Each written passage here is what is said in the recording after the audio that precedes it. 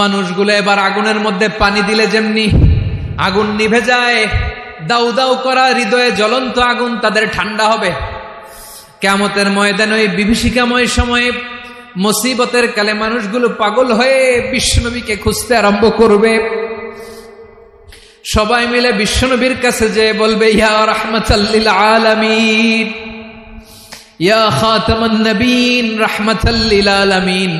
দেখেন আমাদের কি অবস্থা, কি কঠিন বিপদে আমরা আছি, দাঁড়াতে পারি না, সূর্যের আলোতে ঘেমে হয়রান। আজকে কেউ সুপারিশ করতে পারবে না।